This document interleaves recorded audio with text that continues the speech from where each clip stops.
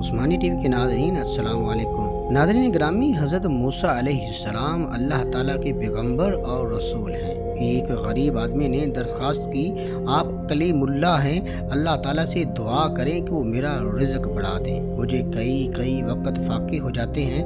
ناظرین گرامی، حضرت موسیٰ علیہ السلام نے بارگاہ خداوندی میں اس کی درخواست پیش کی تو بتایا گیا کہ اس آدمی کی قسمت میں قلیل رزق ہے۔ ہمارے ہاں سے تھوڑا تھوڑا کر کے اسے ہر روز دیا جاتا ہے تاکہ آخر تک اس کو ملتا رہے۔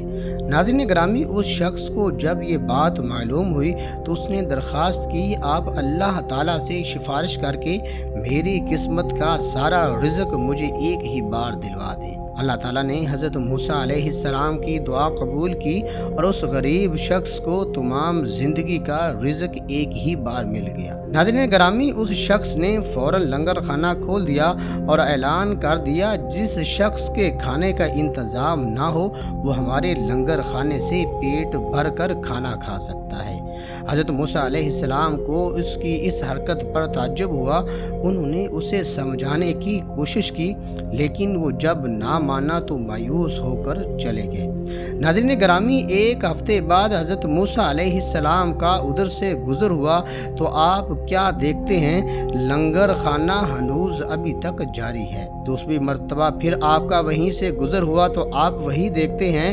تیسری بار اور پھر 6 ماہ بعد آپ کا وہیں سے گزر ہوا تو آپ دیکھتے ہیں لنگر خانہ ہنوز ابھی تک جاری ہے۔ ناظرین گرامی، حضرت موسیٰ علیہ السلام کا خیال تھا اس غریب آدمی کی دریا دلی کی بدولت سارا رزق چند روز میں ختم ہو جائے گا، مگر لنگر خانہ ابھی تک مسلسل جاری تھا۔ آپ نے اللہ تعالیٰ سے عرض کیا، یا اللہ، یہ کیا قصہ ہے، اس کا تھوڑا رزق ابھی تک چل رہا ہے۔